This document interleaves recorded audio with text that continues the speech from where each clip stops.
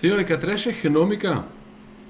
Genómica, bueno, obviamente es algo que tiene mucho interés con bioinformática y biología computacional porque genómica en general trata de muchos datos. ¿Sí? Entonces vamos a mirar un poco cómo es la relación entre genómica y bioinformática y vamos a mirar algunos casos más que nada que son totalmente diferentes, pero todos interesantes. Bien. Estamos hablando de genómica y a menudo ahora en día también se escucha ómicas. ¿Sí? Entonces, ¿qué es o qué son? Bueno, las ómicas son derivadas de la genómica y la genómica se puede definir como el estudio de todas las secuencias, incluyendo genes estructurales, regulatorias y no codificantes. Y este no solamente trata de secuencias nucleotídicas, dado que, por ejemplo, desde la secuencia nucleotídica, un genoma se puede generar todas las secuencias proteicas que se llama el complete proteome. ¿Sí? Eso también es genómica. De aquí también podemos trabajar en proteómica. Proteómica a menudo tiene una pata larga en el laboratorio húmedo. Transcriptómica, metabolómica, etcétera, etcétera, etcétera. Son todas técnicas que requieren alta tecnología y son todos dirigidos a no un gen, no una proteína, no a un compuesto, no, al conjunto. ¿Sí? ¿Es todo con biología computacional? No. Por ejemplo, FISH, Fluorescence in Situ Hybridization, es una técnica donde se puede mostrar dónde se encuentran cromosomas. ¿Sí? Bueno, eso también obviamente es una parte de genómica. Bueno, en su estudio lo que tenemos son dos tipos de relaciones entre genómica por un lado y por otro lado bioinformática o biología computacional. La primera es lo más común, es la relación que conocen más o menos todos. La genómica genera muchos datos, por lo cual se requiere computación. ¿Sí? O genera datos complicados, por lo cual se requiere computación. ¿Sí? Por ejemplo, en proteómica, para generar con más spec la secuencia de una proteína, lo que se requiere es computación. Bien, en mi grupo de investigación hacemos mucho genómica también, pero sencillamente porque necesitamos, hacemos un análisis computacional y no hacemos nada más, es solamente en sílico y es claramente 100% genómica comparativa. ¿Sí? Y hoy también en esta clase vamos a mirar al segundo software nuestro, ¿sí? En la clase de clustering y clasificación, en la segunda parte tratamos Hammer-Cutter y ahora al final vamos a tratar Scrutinator. Esos dos software también lo van a usar en el trabajo práctico. Ok, dos genómicas particulares que quiero nombrar un poco porque es un poco raro su nombre. Genómica funcional es la rama de la genómica que determina la función biológica de genes y otras secuencias. De aquí está todo bien, pero hay mucha diferencia desde el punto de vista que pertenece a genómica funcional. Hay gente que dice que transcriptómica es genómica funcional. Para mí personalmente no es, pero bueno, son formas de pensar. Otro, ese sí genera más confusión, es la genómica estructural. No es el estudio de la estructura del genoma, que también es un estudio. ¿Sí? No, la genómica estructural está dedicada a determinar estructuras transdimensionales de proteínas. Y ahora en día no es tan importante porque tenemos AlphaFold, que es tan bueno que no es necesario a menudo de hacer todas las estructuras, pero lo que estaban haciendo como hasta como 5 años pasados es determinar las estructuras novedosas de proteínas. ¿Sí? Entonces, ya sabemos que tenemos, por ejemplo, en humano unos 1300 plegados diferentes, ¿sí? A menudo con varias copias en varios genes, pero originales hay como 1200, 1300. Y estamos buscando que quizás hay algunas nuevas. Eso es lo que están haciendo en la genómica estructural.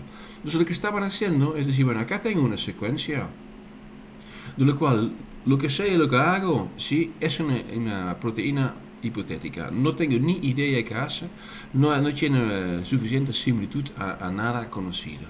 Bueno, lo que estaban haciendo es sencillamente generar estructuras de estas proteínas con la idea de, bueno, quizás vamos a encontrar un plegado nuevo Y igual vamos a identificar una estructura y la estructura es algo que está más cerca de la función, por lo cual lo podemos usar mucho mejor que solamente la secuencia para identificar lo que estamos buscando, la función. Bueno, espero que se entiende. Es más que nada para saber genómica estructural es de estructuras 3D de proteínas. Y yo creo que ahora también, porque se tiene mucho interés desde que tenemos AlphaFold, estructuras tridimensionales de ARN. Ok, lo que vamos a hablar hoy es más que nada la genómica comparativa. ¿Por qué? Porque el poder de genómica viene de la vista comparativa. La comparación siempre es importante. Cuando vos estás haciendo un experimento en el laboratorio húmedo, haces un experimento en el cual siempre tenés un control. Entonces haces una comparación. ¿Sí? En la genómica, usando la biología computacional, por ejemplo, con secuencias, estamos usando un montonazo de secuencias y hacemos muchas comparaciones para identificar cosas conservadas, por un lado, y cosas destacantes, por otro lado. ¿Sí? Y de aquí, porque tenemos tantos datos, porque hay tantas secuencias genómicas, es algo que podemos hacer fácilmente. Bueno, ¿qué es la genómica comparativa? Estudia las relaciones entre genomas de diferentes especies o razas, pero no las genomas por completo, no, en general, obviamente, cosas particulares. ¿Sí? Bueno, es un intento de sacar ventaja de la información proporcionada por las firmas de la selección natural para entender la función y los procesos evolutivos que actúan sobre las genomas. Bueno, entonces lo que podemos hacer, por ejemplo, es hacer la pregunta: ¿cuál es la diferencia entre genotypes y cuáles aspectos no son diferentes? ¿Sí? Este también es un aspecto comparativo. Lo que ya saben es que la conservación es algo súper importante para determinar función, si algo es funcional o no. ¿Cuáles aspectos no son diferentes? ¿Sí? Y cuáles aspectos son diferentes. Bueno, de aquí, por ejemplo, podemos hablar de, bueno, hay algunos aspectos que son diferentes entre algunos y no entre otros. Eso se llaman mutaciones conservadas. Y eso, por ejemplo, es lo que estamos estudiando nosotros cuando estamos comparando subfamilias que tienen alguna función diferente, que son parte de una superfamilia. Bueno, obviamente lo que está muy importante es el multiple sequence alignment y el clustering. Bueno, por eso tratamos la genómica en este punto. Bueno, volvemos a este ya lo miramos. ¿Sí? Viene un poco de donde viene. Tenemos una duplicación. Hacemos una selección. Decimos, bueno, gen X1 no tiene, mantiene la selección y gen X2 no selección, por lo cual va a evolucionar, por lo cual lo podemos perder, o puede ser que vamos a identificar una función nueva. Bueno, esa función nueva significa que vamos a tener parálogos y en algún punto queremos saber en qué aspecto funcional están haciendo la diferencia estos dos parálogos. Ese es un ejemplo que también ya miramos, donde otra vez se pueden encontrar qué es un ortólogo, qué es un parálogo, y más que nada ahora quiero ver a la diferencia. Acá tenemos hemoglobina que cumple alguna función y la mioglobina cumple otra, y la leghemoglobina que identificamos nosotros con el psi-BLAST en plantas, nada que ver, porque tiene que ver más que nada con nitrógeno. Bueno, esas son las cosas que se puede identificar haciendo genómica. Esta área, el conjunto de usar MCAs y filogenias y el análisis también se llama hoy en día filogenómica, phylogenomics. Ok, ¿qué es un gen? Ya lo sabemos, ¿no? Un protein coding sequence puede ser una secuencia regulatoria clásica, puede ser un coding RNA, puede ser un pseudogene, puede ser una edición estructural de ARN, hay varias cosas. Bueno, antes de ir a la parte de proteína, quiero mirar un poco a las otras, a las regulatorias, a sedas y más que nada a las ARN.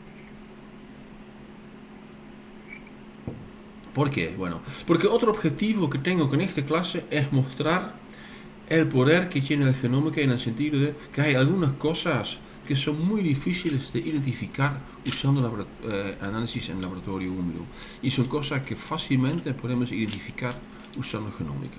Y voy a dar varios ejemplos. Bueno, eso también ya lo miramos. El ENCODE. Sí, el ENCODE es una enciclopedia donde tenemos mucho más secuencias que solamente las protein coding sequences. Uno de esos son los NutRNAs. Bueno, y los NutRNAs lo identificamos más que nada usando genómica. ¿Sí? Y después que identificamos estos NutRNAs, ahora los estamos usando y estamos estudiando otra vez en el laboratorio húmedo para investigar qué están haciendo. Y lo que están haciendo en general es la regulación de expresión, que tiene sentido. ¿Sí? Entonces tenemos un Natural Antisense RNA, entonces es antisense, puede ser un híbrido con un mensajero y que de aquí afectar a varios procesos. ¿Sí? Entonces acá tenemos un ejemplo. ¿Sí? Entonces, si no hay el antisense, significa que no vamos a tener silencing, y si hay antisense, podemos tener un silencing. También puede estar involucrado en lo que se llama el splicing alternativo. ¿Sí? Esos son NutRNAs que son solamente parciales y afectan un poco al procesamiento del splicing. ¿Qué es la C? La C es un ejemplo de identificar targets para hacer RNA editing. ¿Sí? Supongo que saben que algunos mensajeros, después de que están producidas, ¿sí?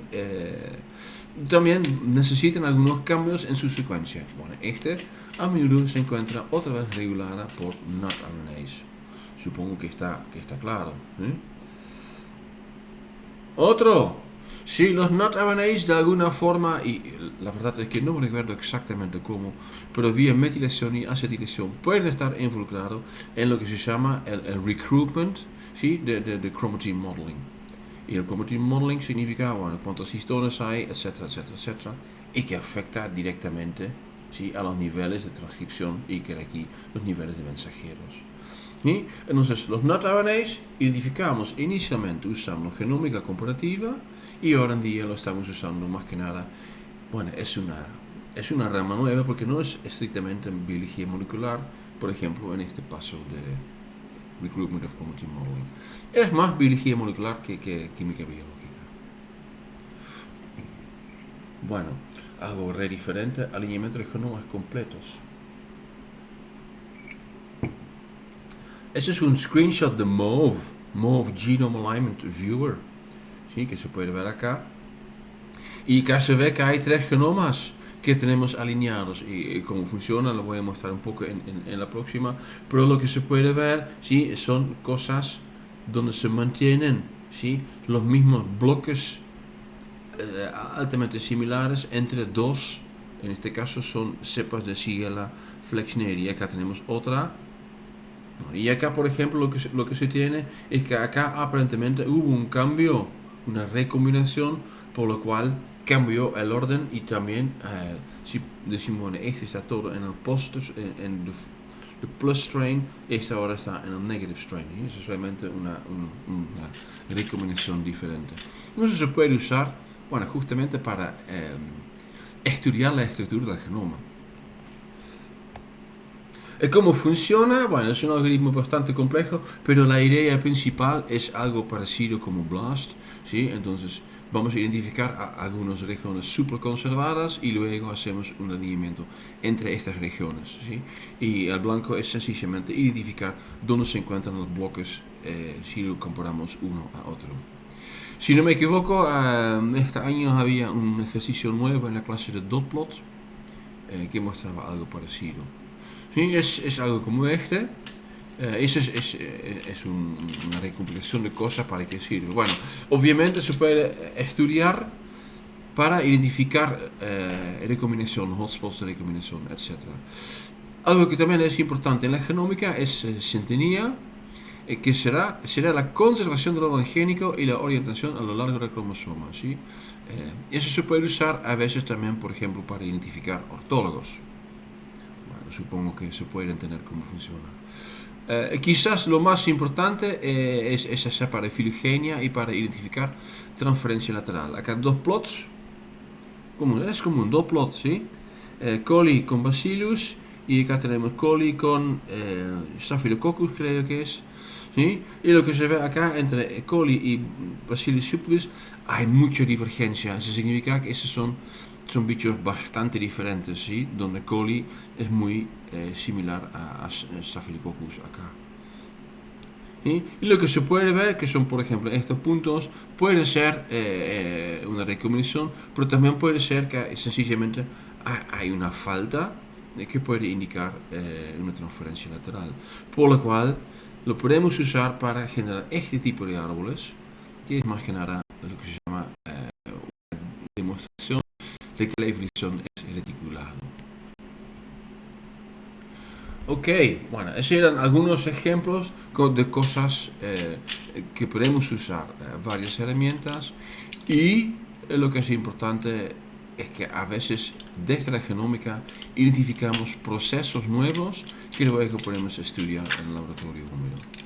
Ahora voy a lo que a mi vista es un landmark paper, que es de secuenciación y el uso de las secuencias. ¿Sí? Es un paper del año 2006, hace casi 20 años, y eso también significa que toda la secuenciación de este trabajo está hecha con D-deoxy sequencing. Y vamos a ver que realmente fue un trabajo tremendo. Trata de identificar lo que se llama driver genes en cáncer. ¿Sí? Nosotros sabemos que el cáncer depende de algunas mutaciones y que esas mutaciones resultan en más mutaciones. Y las mutaciones que estamos buscando son los drivers, no las que son el resultado. Bueno, ya tenemos varios conocidos, sencillamente secuenciando cosas. Lo que hicieron en este trabajo es sencillamente secuenciar varias líneas de cáncer y lo vamos a comparar con líneas que no son de cáncer y con conocimiento que ya tenemos. ¿Cuál es la idea? Bueno, el Human Genome consensuado en este momento tenía una cierta cantidad de transcriptos, de alguna cierta cantidad de genes. Este permite tener algunas variantes de splicing. Sacaron todos los exones, que son 120.000. Diseñaron primers para amplificar los exones, ¿sí? Entonces son 135.000, algunos exones necesitan 2 pares porque son tan grandes. Sí, amplificaron y van a secuenciar, pero lo que secuenciaron eran material de 11 tumores de mama y 11 tumores colorectales. Y además incluyeron 2 muestras normales, uno de cada uno. Bueno, este generó una cierta cantidad de secuencia y luego lo que hicieron fue identificar mutaciones.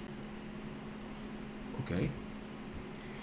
Bueno, entonces lo que identificaron en todo este juego de cuando eran 24 o 20, siempre me olvido, 24 genomas, y identificaron 800.000 mutaciones. Y lo que hicieron después es hacer un filtro sacando mutaciones que probablemente no están involucradas en el proceso de cáncer. Por ejemplo, encontraron 250.000 mutaciones silenciosas, es decir, sinónimas. ¿Sí? Bueno, esas son muy improbables que causan un cáncer, entonces lo podemos sacar. Bueno, había algunas muestras normales, por lo cual lo podemos usar para hacer un análisis comparativo. Y sacamos 160.000 mutaciones. ¿Sí? Había una base de datos de polimorfismos, en general relacionado a algo, pero este algo en general no es cáncer y puede ser una enfermedad totalmente diferente, por lo cual eso también lo podemos excluir del juego de, bueno, cuáles son las posibles mutaciones involucradas en incigar cáncer.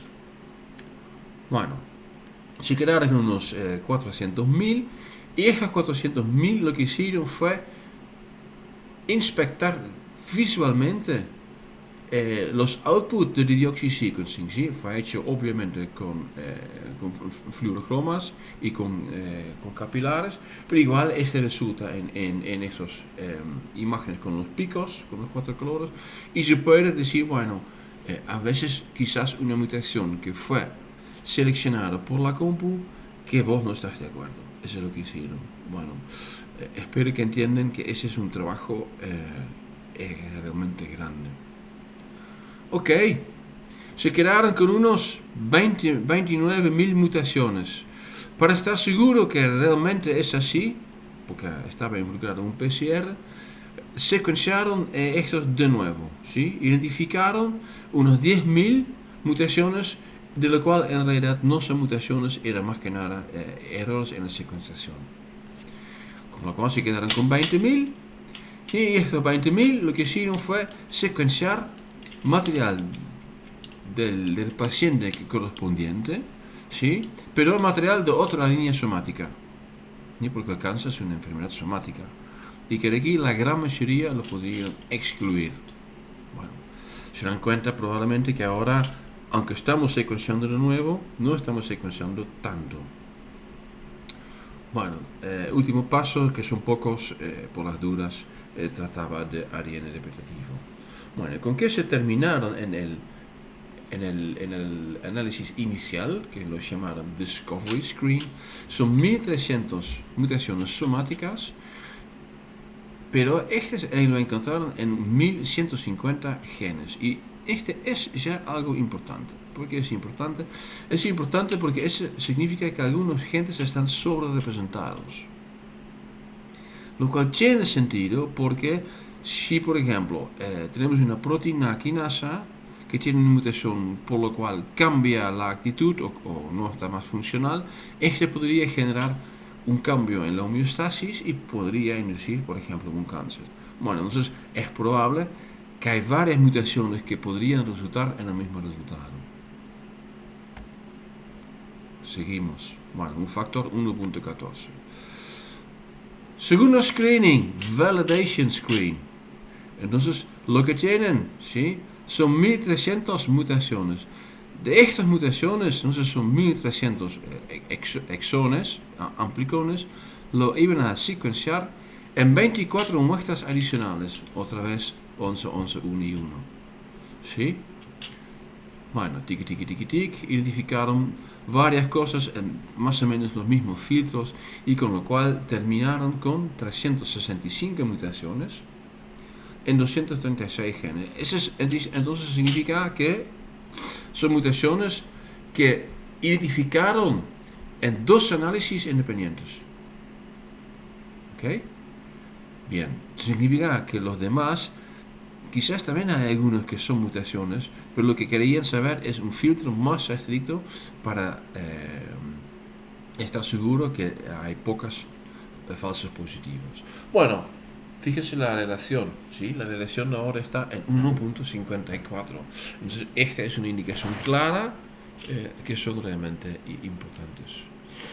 Bueno, lo que hicieron más tarde es algo que todavía no entiendo bien, pero tiene algo que ver con la estadística y tiene que ver con la diferencia entre el driver, y el driver es un gen que causa el cáncer, y los genes que también están mutadas, pero que resultan del proceso de cáncer. Hay alguna forma en la cual lo pueden identificar, lo identificaron y otra vez bajaron un poco los candidatos, ¿sí? Al final eran 189, de lo cual 122 en tumor de mama y 69 en tumor colorectal. Bueno, otra cosa importante de este estudio, en general en un tumor no hay un gen mutado, en general son varios. Entonces, si supongamos que hay una que es el original, ese todavía no lo podrían identificar. Y es bastante lógico porque en general necesitas un desvío de la homeostasis bastante importante para que realmente el cáncer es exitoso, ¿sí? Puedes tener varias pérdidas de homeostasis que resultan en la nada, ¿sí? El truco para entender acá es que, bueno, con cáncer lo que vamos a hacer es vamos a perder la homeostasis correcta, pero un cáncer tiene su propia homeostasis, ¿sí? Por lo cual probablemente se requiere más que una mutación. Bueno, lo más importante de este estudio es que encontraron firmas específicas. Bueno, ¿qué significa una firma específica? Bueno, identificaron, por ejemplo, en tumor de mama que había 4 combinaciones de mutaciones diferentes. ¿Y este qué significa? Bueno, hasta la fecha de este paper, más o menos 2006, estaban pensando que tumor de mama era tumor de mama. Y no es así. Aparentemente hay, como yo lo indiqué con 4 clases, hay 4 tipos de tumor de mama. Y eso significa, eso explica por qué con alguna gente un quimio A funciona bien y con otra persona el quimio A no funciona para nada. ¿Por qué? Porque sencillamente el tipo de cáncer está muy diferente. Bueno, claramente que de aquí este estudio, había otros estudios indicando el mismo problema, era súper importante. Bueno, ¿y qué codifican? Bueno, acá podemos decir los usual suspects, ¿sí? Entonces encontramos, por ejemplo, muchos acá signal transduction, ¿sí? Transcriptional regulation, ¿sí? Entonces son muchas cosas que claramente son importantes en mantener una homeostasis sana. Bien. Ok, ese fue el estudio.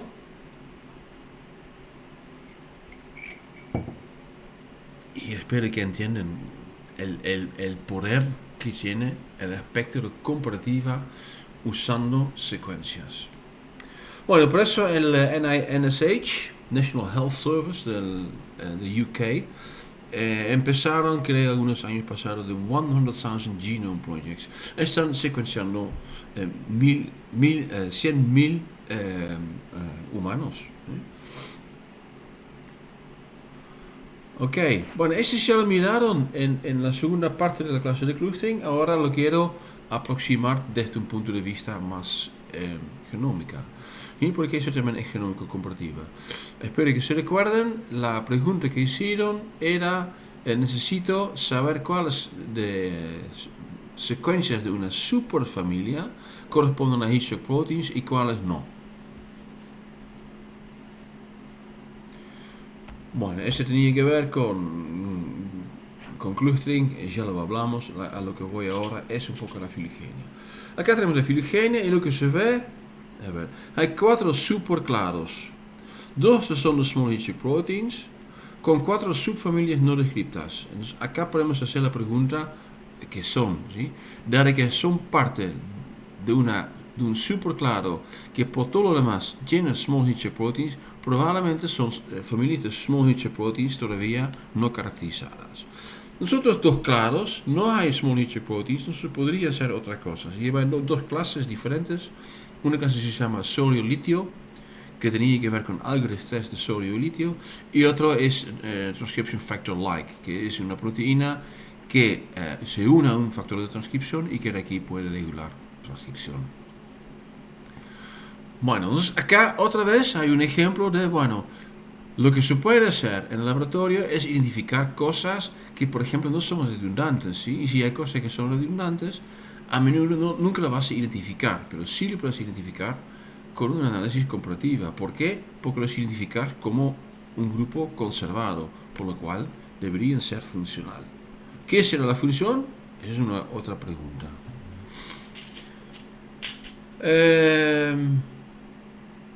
Bueno, ok. ¿Cómo hicimos esta filogenia? Esta filogenia lo hicimos podar en función de estructura. No como lo estamos usando ahora en día con BMG, no, lo usamos en base de estructura. ¿Y por qué? Bueno, lo que es muy importante en esa familia es el componente celular. ¿Sí? ¿A dónde va la función? ¿A dónde va el small Hitchcock protein? Hay algunos que son citosólicos, otros que son del retículo, otros que son del cloroplasto, otros son de mitocondria. Y esos todos tienen una señal en la N-terminal, acá, que es diferente. Este N-terminal no lo incluimos en el análisis filogenético. Solamente estos dos bloques azules, ni el linker entre estos dos, porque también es muy variable, es lo que usamos en el MCA para generar la filogenia. Y lo que encontramos es que estaban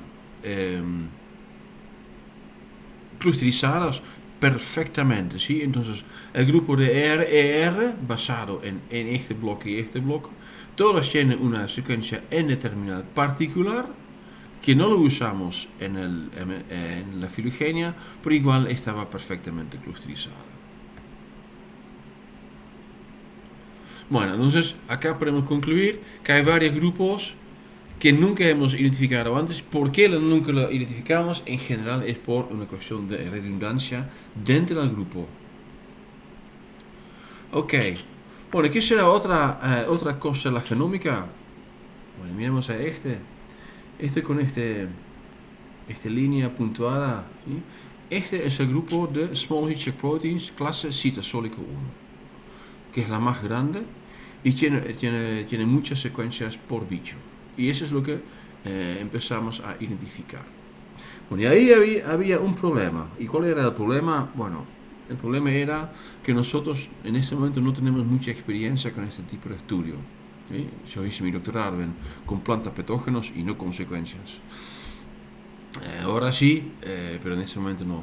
Acá tenemos 1, 2, 3, 4, 5 grupos que tienen secuencias a una distancia larga.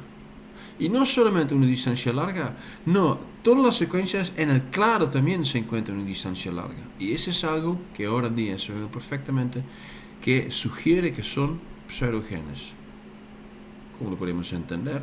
Bueno, si algún gen después de una duplicación pierde la función, está totalmente libre para mutar. Entonces tiene una tasa evolutiva mucho más alta, por lo cual en una filogenia vamos a identificarla con una distancia larga.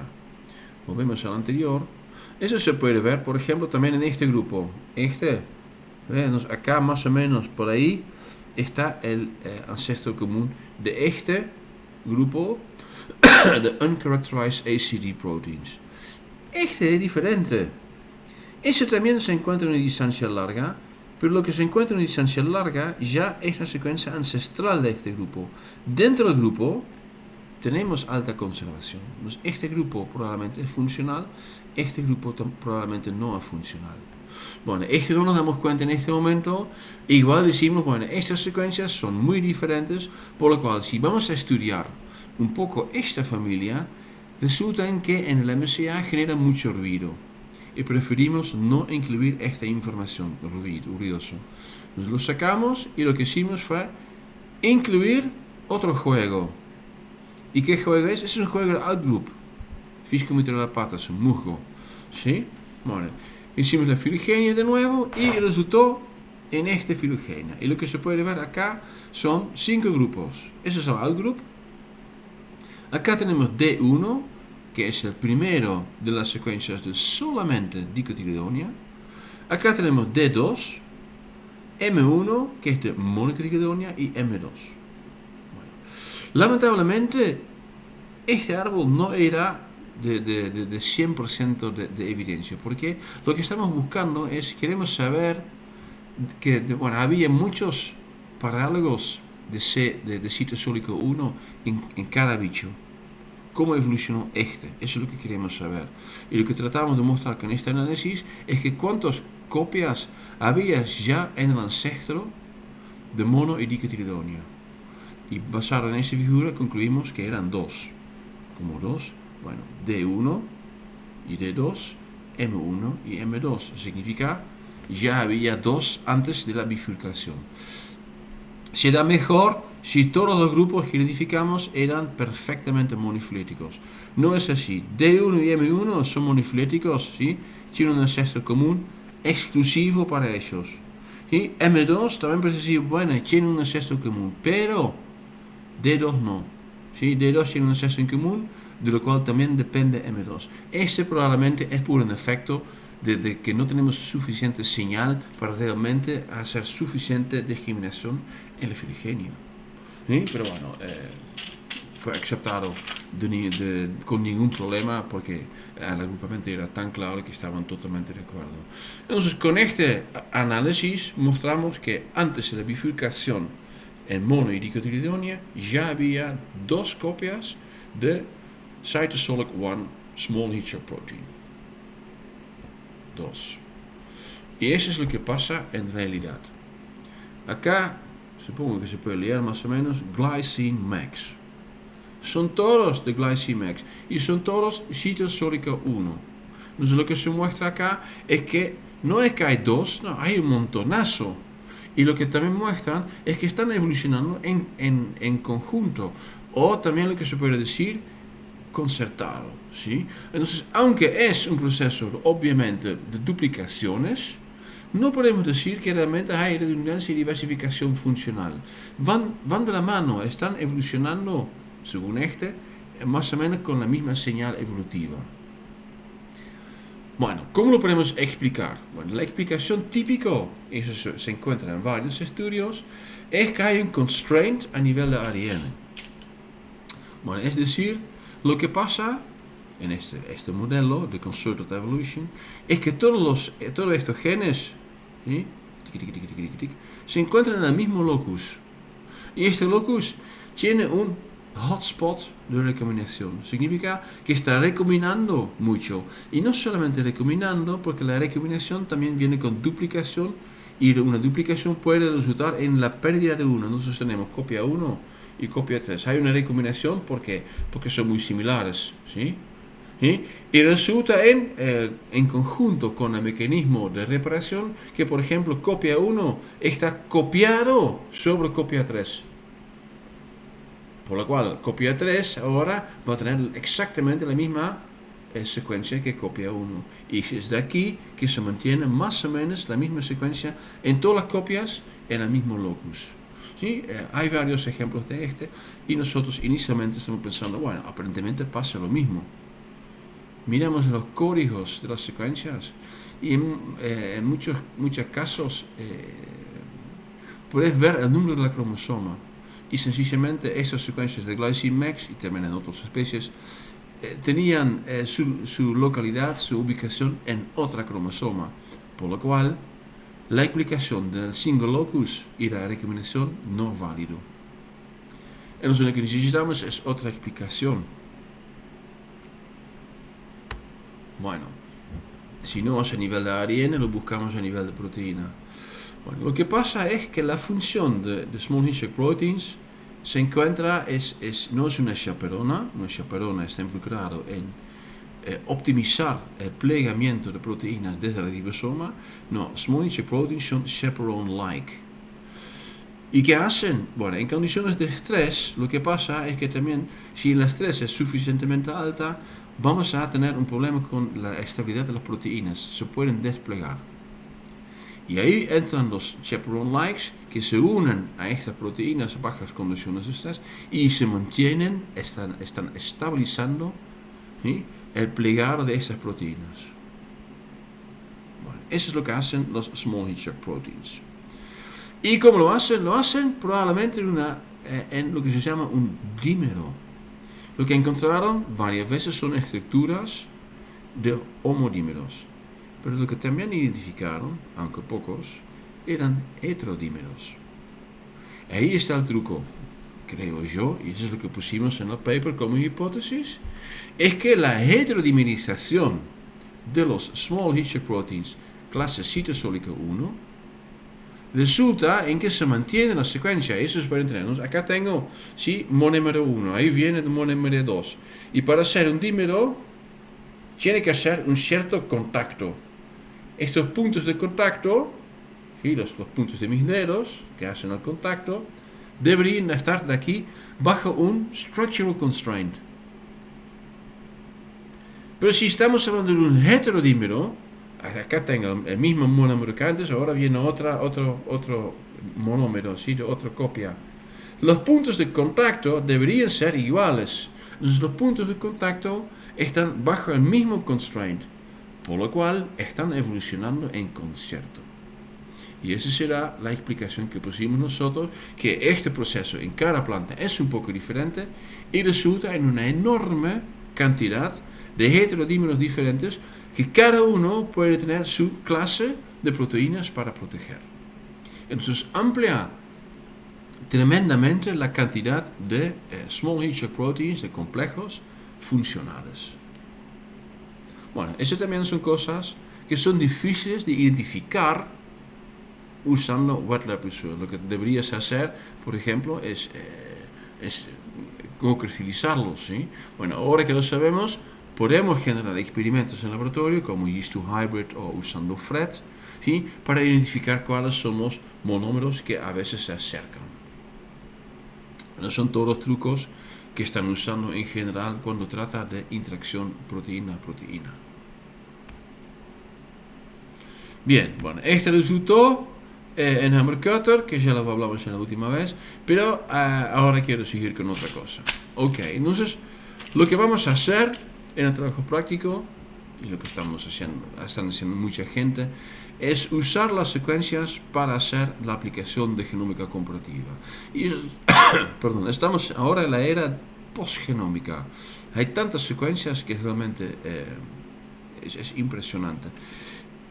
Y esto resulta en que tenemos que tener un poco más de cuidado, ¿sí? Entonces, si solamente tenés un genoma y necesitas este genoma para hacer alguna predicción, lo que sea, vas a trabajar con este genoma. Pero cuando tenés 10, vas a decir, bueno, ¿cuál tengo que usar? ¿Sí? Y realmente hay mucho. La semana pasada tenía que hacer una evaluación de un paper a publicar en la revista Plants, que estaban reportando la tercera secuencia genómica de un patógeno de plantas. ¿Sí? La tercera. Bueno, ¿para qué? No es un patógeno importante. Bueno, sencillamente hay 3 grupos en el mundo que más o menos en el mismo obtuvieron plata para secuenciarlo y que aquí hay 3. ¿Sí? La secuenciación ahora en día es tan barato que salen por cualquier lado. Por ejemplo, coli. Nosotros en nuestra colección de proteomas completas tenemos más que 1000. ¿Sí? Y hay bichos que a veces tienen varios RefSec genómicas. Entonces hace que no puedes decir, bueno, ¿qué voy a usar estos 1000? Porque ese es el RefSec. Puede ser que hay varios. En coli hay solamente 2, pero en otros bichos hay como 5 o 6. Bueno, en mi vista no es lo más inteligente para ponerlo como RefSec, pero bueno, así está funcionando. Bueno, además de este problema, está el problema que hay grandes diferencias en calidad. Bueno, en la clase de secuenciación no puse nada de atención a este. Es medio seco, pero ahora quiero indicar que sí es importante. Entonces, creo que es claro que la secuenciación viene con algunas medidas como el Phred score, que a menudo indica un poco cuál es la calidad de los reads.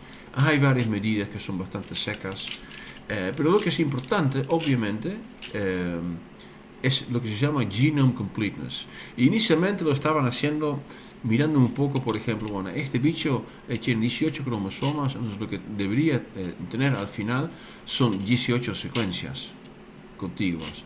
Y a menudo tenía, por ejemplo, 53. Viene otro grupo, lo está secuenciando y termina con 22. De aquí podemos concluir que probablemente el de 22 en lugar de 42 es más completo. ¿Sí? Ahora lo están haciendo de una forma diferente. Es un trabajo simple, lo voy a subir, pero es súper inteligente, súper bueno. Se llama Busco. Lindo si hablas castellano, ¿sí? Lindo acrónima, ¿sí? Y el primer trabajo de Busco, ahora creo que ya tiene versión 4, está basado en una base de datos de ortólogos que se llama OrthoDatabase. Acá puse el link. ¿Sí? Y eso lo usan para definir conjuntos Busco para 6 clados filogenéticos principales. ¿Sí? Hongos, plantas, animales, no sé exactamente, pero 6 clados filogenéticos principales. Entonces cuando vos vas a secuenciar un bicho de un hongo, tenés que calificar tu secuencia genómica usando Busco y usando el juego de hongos. ¿Sí? Bueno, ¿de qué consiste? Consiste de ortólogas de copia única que se encuentran en 90% de las especies involucradas en el juego. ¿Ok? Bueno, espero que se entienda que cuando vos identificas una muy alta cantidad de los ortólogos presentes en este juego, significa que tenés un genoma bastante completo. Eso es solamente un lado de la moneda. El otro lado es la calidad. Entonces, el hecho que yo identifico todos los ortólogos no significa que, por ejemplo, el modelo de los ortólogos está bien hecho.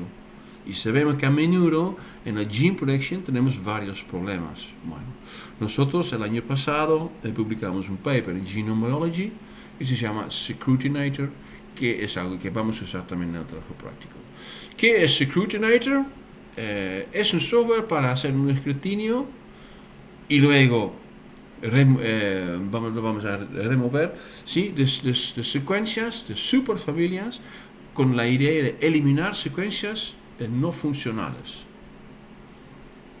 Bueno, entonces la base de esta idea es que tenemos que definir qué en nuestra visión es un homólogo no funcional.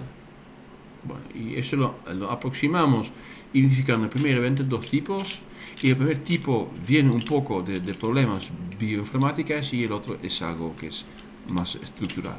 Tipo 1 es el resultado de que tenemos un modelo de gen incorrecto, gene prediction, o es un error en la secuenciación y o el ensamblaje.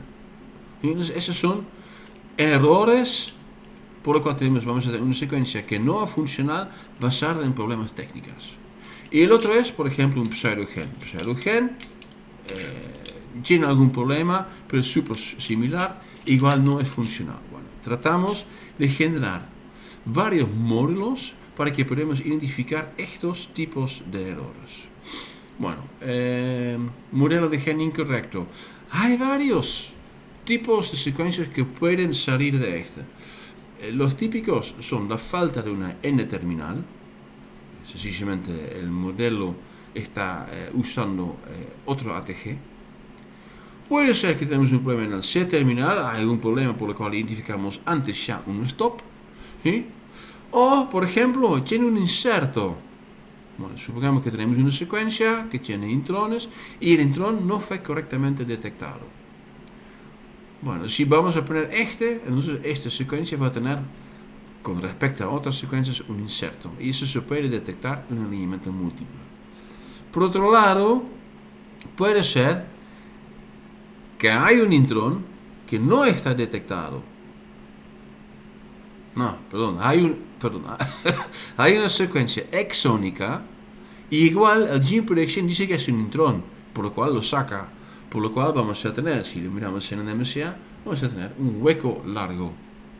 ¿Sí? Ok, esos son los tres tipos de problemas que podemos identificar desde un problema de secuenciación o de gene prediction. Bueno, pseudogen puede resultar en lo mismo, ¿sí? Puede ser que sencillamente se muta la A de la ATG y no se encuentra, por lo cual vamos a tener una secuencia parcial que arranca con otra ATG. Lo mismo puede pasar al C-terminal, ¿sí? Que vamos a ir una TAA que se cambia a algo. Bueno, puede pasar, ¿no? Bueno, el pseudogen también lo que puede tener es sencillamente te genera una secuencia codificante más o menos del mismo tamaño, pero porque no tiene un functional constraint, tiene una tasa evolutiva más alta, lo podemos identificar en el filigene en distancia larga y en la MSA lo podemos identificar con Hammer, con un score más bajo. ¿Por qué? Porque es más divergente. Bueno, entonces estas son las cosas que vamos a usar en Security-Nator. Bueno, ¿qué es Security-Nator? Security-Nator en realidad acá es el bloque 2. Block 2. Block 1, Automated Data Mining and Data Preparation, también es parte del paquete que usamos con Mufasa, lo vamos a mirar. Y el block 3 es el Recovery. ¿Por qué el Recovery? Porque sabemos, acá hacemos asunciones, ¿sí? Y a veces esas asunciones no son 100% correctas. Por lo cual, puede ser que el Security-Nator identifica secuencias como no funcionales, donde en realidad son funcionales. Por eso, luego lo que vamos a hacer es un análisis de recovery. Bueno, vamos paso por paso a ver cómo funciona. Entonces, antes de Security-Nator tenemos lo que se llama Mufasa, Mutable Faster Alignment. ¿Qué hace? Toma un perfil de Hammer, que vos como usuario lo tenés que proporcionar, un perfil de Hammer. Y hacemos una búsqueda de Hammer con algún corte que también tenés que proporcionar. Bueno, este debería resultar en un juego de secuencias que contiene todos los homólogos. ¿Por qué? Porque queremos hacer una minería de secuencias que es sensible y específico. Pero para tener algo sensible y específico, tiene que arrancar con algo sensible. ¿Ok? Bueno, entonces eso es lo que hace y lo hace de una forma automática. Entonces significa, buscas sencillamente, digamos, 1000 proteomas completas, lo pones adentro de una carpeta, pones el script, corres el script en esta carpeta con los 100 archivos y hace la búsqueda de los 100 archivos en uno por uno y te genera el OMO. El OMO, sí, OMA. Sí, eso por ejemplo hicimos en este estudio con 3 superfamilias y por ejemplo este genera el cipoma, badoma y bueno, etcétera, etcétera. ¿Qué es el cipoma? Son todas las secuencias que corresponden a una citocromo P450. Luego, con Security vamos a remover las secuencias que probablemente no son funcionales. Bueno, para guiar un poco este proceso, lo que hacemos también se encuentra automatizado en el software anterior, Mufasa, es que puedes incluir una secuencia de la cual sabes que es funcional y que es maduro. Bueno, ¿cuál es el truco de este? Supongo que saben, que ya se encontraron algunas veces, que el N, tanto como la C, un poquito menos la C, en general es la región más variable. Hay mucha más diferencia, ¿sí? Por ejemplo, en el caso de small chain proteins, algunos tienen un péptido señal y otros tienen un péptido para incluirlos en el plástido, que son diferentes, no son homólogos, por lo cual están alineando muy malos. ¡Tará! Ahí están. No queremos remover secuencias en base de estas divergencias, porque lo que estamos haciendo es identificar secuencias no funcionales en base de que son demasiado diferentes. Bueno, para esto incluimos una secuencia madura. En general, usamos una secuencia con estructura, porque las estructuras en general corresponden a este tipo de secuencia madura. Ahora vamos con Security-Nator. Bueno, acá puse el comando python 3 security-nator.p -f seekers.faa y -m12, que significa módulo 1 y 2. Entonces sí, Security-Nator es modular, que tiene 5 módulos basado en la definición que hicimos inicialmente. Se puede también cambiar el orden de los módulos, así que se puede usar el mismo módulo 5 veces, como quieras, ¿sí? Es modular. Bueno, ¿qué hace el primer módulo? Es el SSR, Short Sequence Removal. ¿Qué hace? Remueve secuencias cortas, es simple. Y por eso también usamos la secuencia de referencia, o alternativamente, porque tiene varias formas para usar parámetros, puedes indicar el tamaño requerido, ¿sí?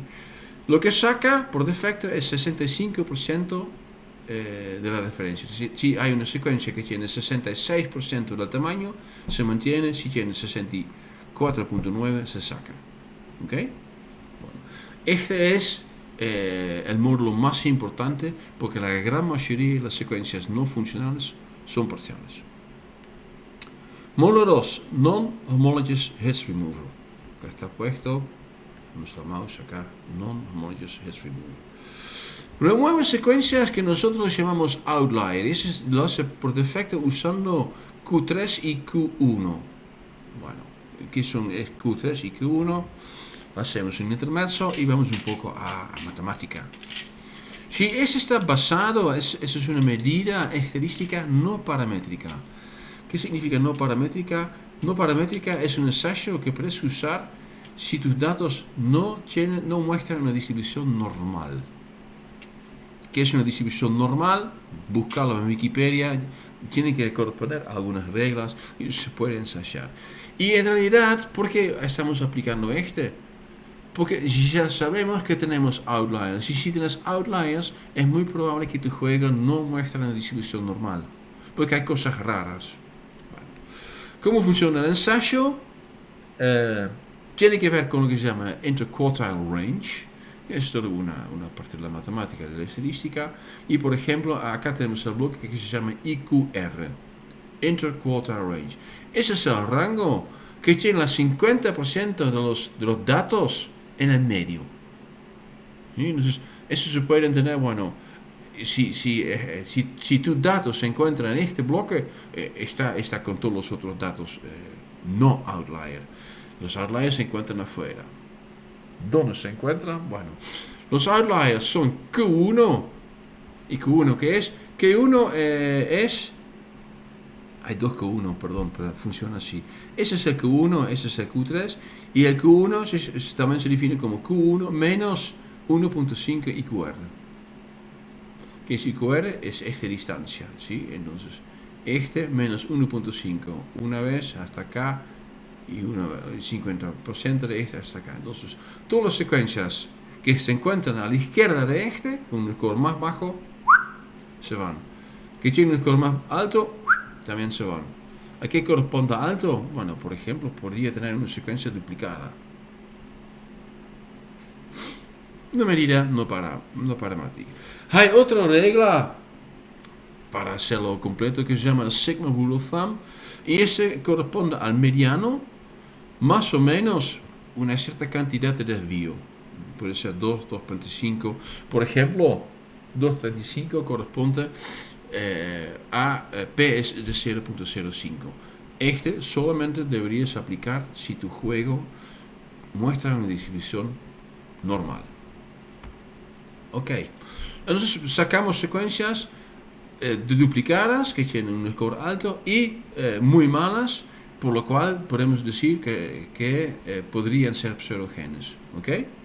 Bueno, vamos a módulo 3, los malditos intrones. ¿Sí? Y el módulo 3 es el Gap Instigator Remover. Ya lo indiqué al inicio de la explicación del Scrutinator. A veces, ¿sí? Hay como un intron que no es detectado, por lo cual se mantiene esa secuencia que puede resultar en un frame shift, que en general resulta en una secuencia parcial, y ya está identificado antes. ¿Sí? En general por el SSR, no siempre. Y también puede ser que se mantiene justamente el mismo frame. ¿No? Significa que el tamaño del intron que hay, que no fue detectado, se puede dividir por 3. Ahí se mantiene en el mismo frame. Bueno, si lo vamos a usar en un alineamiento múltiple, va a instigar un gap, como está mostrado acá. No es tan simple. ¿Por qué no está tan simple?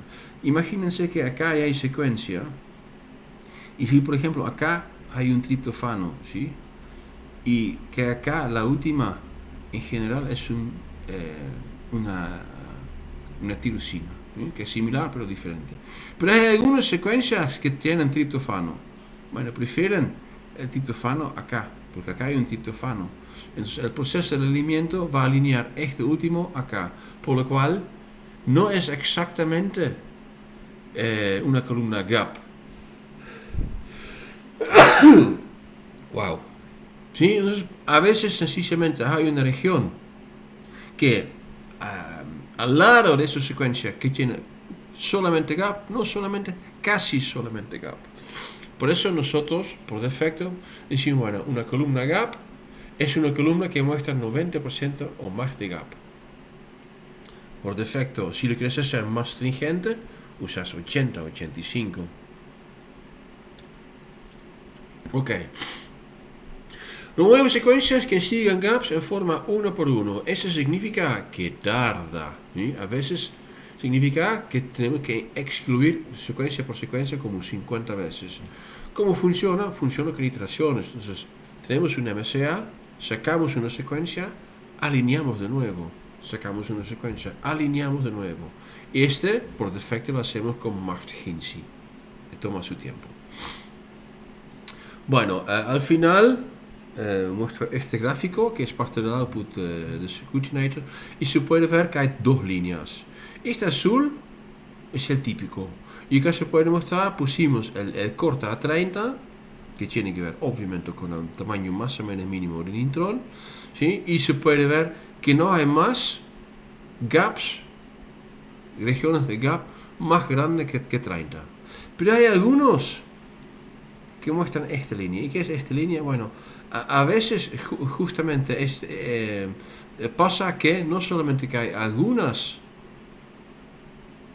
así después no puede ser que termine que hay como en el medio, por acá, hay como una columna que está mucho más altamente con residuos, ¿sí?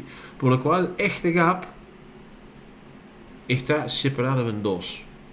Bueno, nosotros no lo queremos que se saca por automático, pero sí lo mostramos para que el usuario pueda decir, bueno, lo que tengo acá es un gap de 40, acá tengo uno de 31, 32, me gustaría verlo. Puede abrir el alineamiento múltiple y puede identificar si debería ser removida o no en una forma visualmente. ¿Okay? Ese es el otro, CGSR, Corrected Gap Strength Remover. Bueno, acá hacemos el opósito, ¿sí? Identificamos una región exótica que fue identificada como un intrón. Acá, lamentablemente, pasa lo mismo. A veces hay una secuencia, algún residuo de esa secuencia que se pone en el medio. Bueno, esta en realidad nos gustaría también remover, pero no funciona bien. Entonces, en realidad, esas son cosas que lo dejamos. ¿Por qué? Porque hasta ahora no sabemos bien cómo aproximar este problema. Bueno, entonces tenemos un software que es nuevo. ¿Y qué hacemos con un software nuevo? Mostramos cómo funciona. Bueno, y aquí es donde encontramos un problema. ¿Cuál es el problema? El problema es cómo vamos a ensayar la calidad. Lo vamos a medir usando benchmarking en lo que se llama el Gold Standard. ¿Y qué es el Gold Standard? El Gold Standard es el juego correcto. En general trata de una clasificación. Es una clasificación que puede decir es binaria. Tengo un homólogo funcional y tengo un homólogo no funcional. Entonces, si tenés un juego de secuencias en el cual sabes estos son funcionales y estos no son funcionales, podría servir como un juego de Gold Standard. Pero lamentablemente no existe.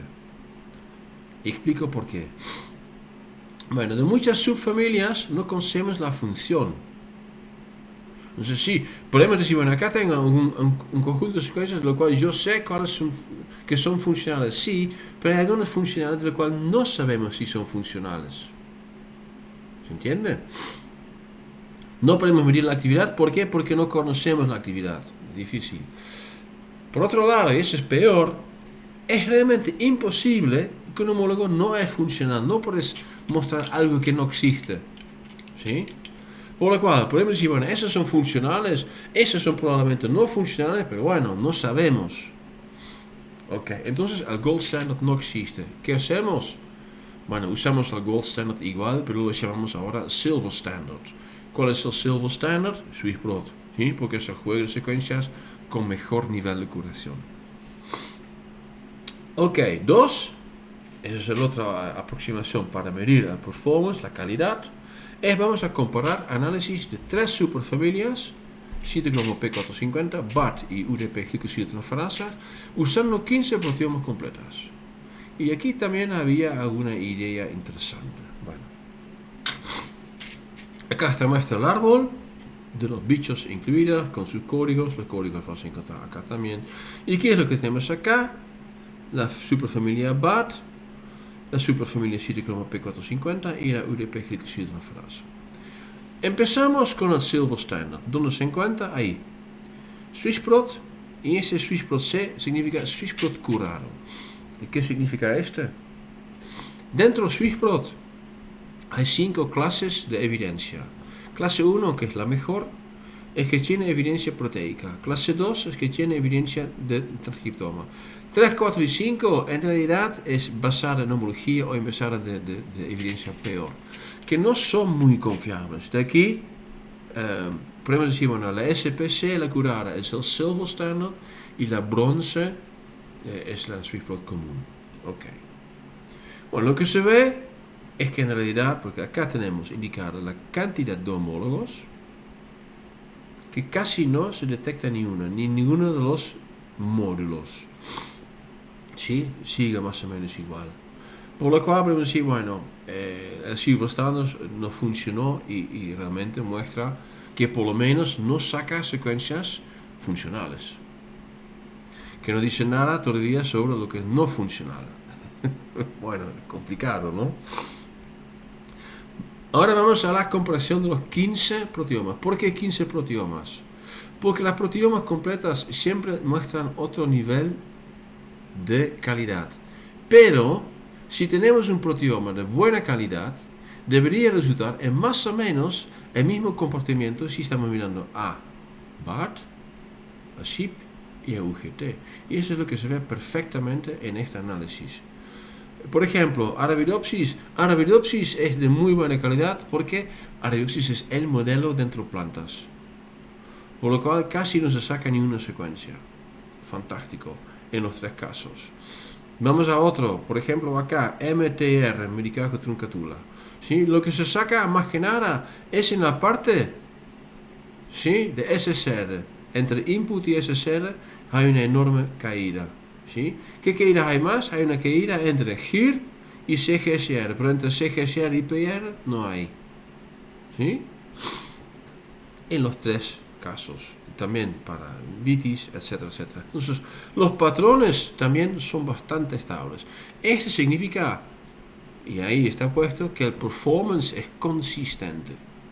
Que no significa que es bueno, pero es por lo menos, si para tener un performance bueno, debería ser consistente. ¿Se entiende? Bien, bueno. Hay otra cosa que sí nos indica que es bueno. ¿Y qué es? Bueno, si vamos a comparar bichos parecidos, por ejemplo, plantas dicotiledóneas, que se encuentran acá, desde Han, ¿sí? Lo que pasa es que vamos a identificar lo que se llama convergencia. En este caso, Mericado de Truncatura, tiene algunos más. Tiene una explicación porque había una duplicación parcial en esta línea, ¿sí? Y también lo que se ve es acá, MTR, acá también está más alto. Si Populus también está más alto acá, también está más alto acá. Entonces, lo que vemos es que también hay como una convergencia hacia más o menos la misma cantidad de homólogos en todos los bichos. Y el mismo patrón de diferencia en mirando a otros bichos. Bueno, donde hay un proteoma de buena calidad, también hay uno que es de mala calidad. La mala calidad, en este caso, es Pinus taera. Mira UGT. Arrancamos con 800 homólogos y ya SSR saca unos 500. ¿Sí? Pero también, por ejemplo, acá GIR saca un montón de secuencias. ¿Por qué? Porque aparentemente fue muy malo la predicción de genes. ¿Este pasa solamente con UGT? No, pasa también con SIP, pasa también con BART. El mismo patrón. Significa que también sacando secuencias no homólogas, por lo menos es consistente. Y resulta en la misma cantidad de homólogas. Además significa que probablemente es bueno. Otro, ya estamos casi. El efecto sobre la MCA. Bueno, ese es un poquito más complicado quizás. Ya usaron BMG, ¿no? ¿Qué hacemos con BMG? Con BMG sacamos subsecuencias de columnas no confiables. Ok, si tenemos un juego de secuencias de unas superfamilias muy contaminada, sí, con muchas secuencias que tienen un intron adicional o le falta un intron, lo que vamos a tener es muchos problemas con el proceso del alineamiento, por lo cual la calidad del alineamiento múltiple debería ser peor, debería tener más columnas no confiables. Entonces, si le vamos a porar con BMG, ¿sí?, durante el proceso de Security-Nator debería mejorar. Eso es lo que se ve. Acá está siempre, más o menos siempre, aumentando, ¿sí?, la cantidad de reliable columns.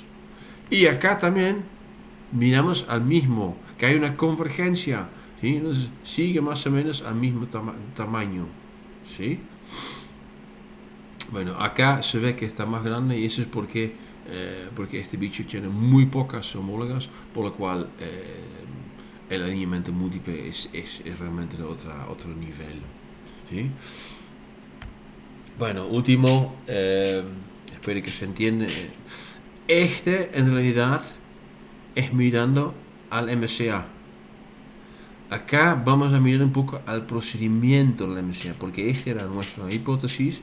La presencia de, por ejemplo, un intron no detectado genera errores en el procedimiento del MCA. Ok, eso significa que lo tenemos que mostrar y lo mostramos. Si no, lo que hacemos acá es que arrancamos con el primer MCA, entonces con todas las secuencias malas adentro, ¿sí? Sacamos las secuencias malas y luego lo que hacemos fue remover las columnas gap, en este caso de 100%, no como lo aplica Security-Nator, no, sencillamente las columnas que tienen solamente gap. Y comparamos luego el tamaño, la cantidad otra vez de reliable columns.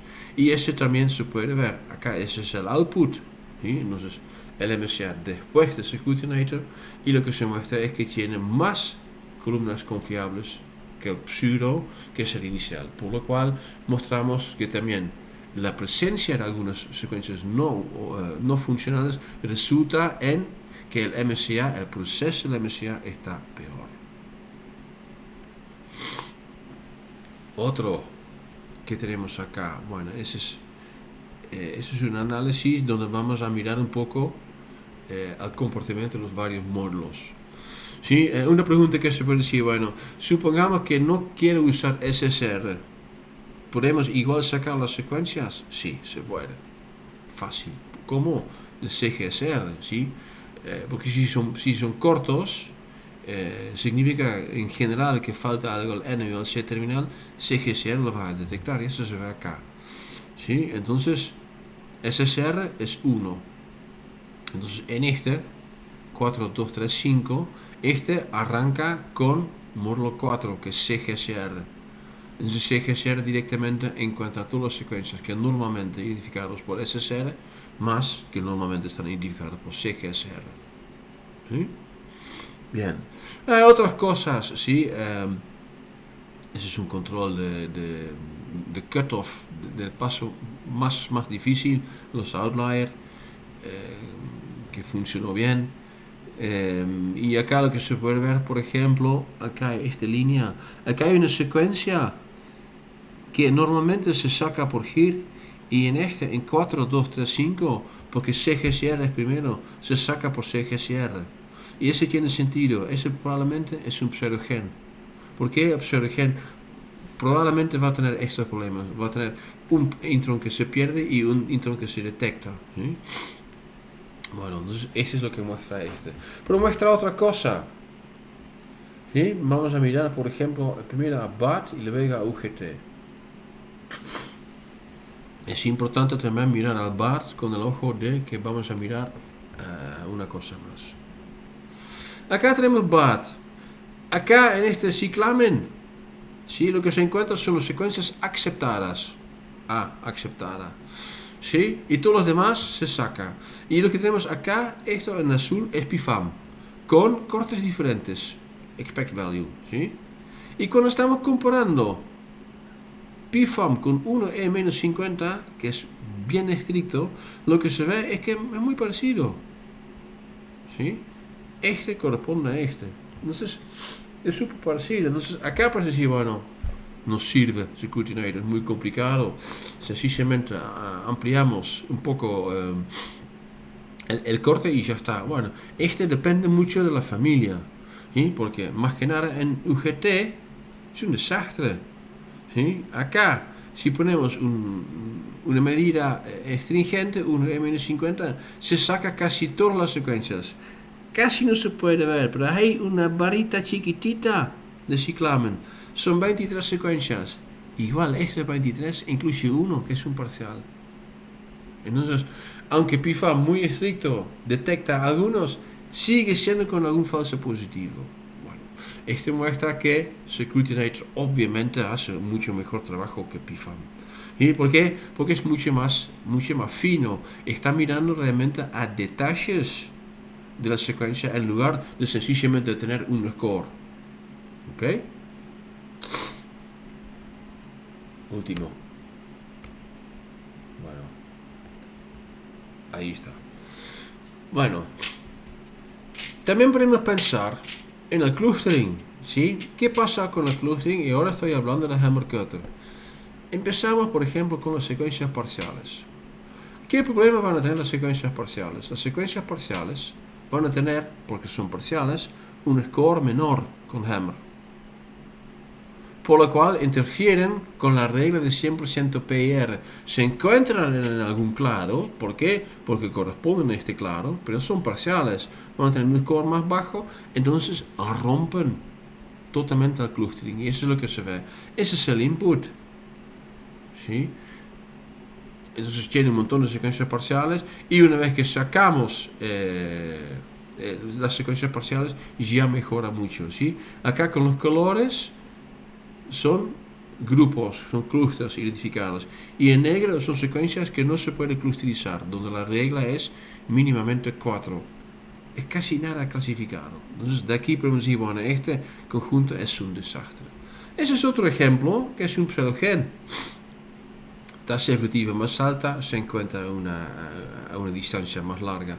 Claramente, ese también genera problemas en el mismo wat en el core bajo y rompe otra vez el clustering. Bueno, si usamos PFAM, sacamos algunas secuencias que son parciales y sacamos algunas secuencias lejanos, por lo cual mejora mucho ya el clustering. Este fue hecho con el caso de BAT, ¿sí? Donde en realidad el output trata de muy pocas secuencias que diferentes. Igual, esas secuencias mal clasificadas por PFAM hacen un impacto tremendo en el nivel de clustering. Porque si estamos usando Hammer Cutter Security por defecto, este será el clustering. Y acá lo tenemos en números. Pusimos un clustering score, no es muy importante qué significa, es un score bueno, ¿sí? Y con el por defecto está en 52.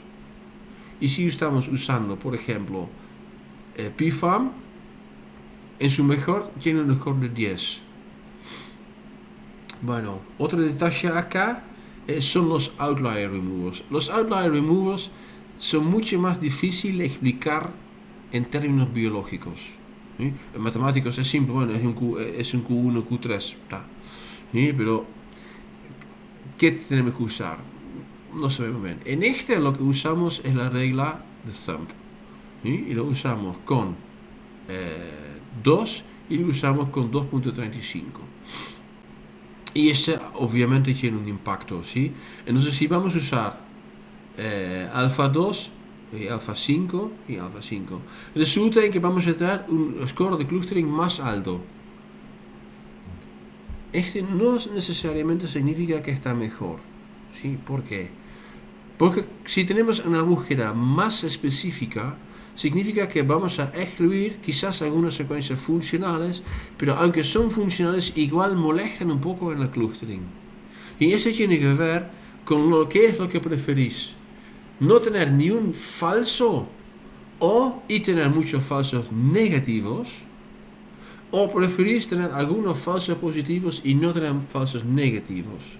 Ahí está el balance. Por eso incluimos también el pipeline con medidas del OR diferente. Ahora sí me recuerdo a qué corresponde.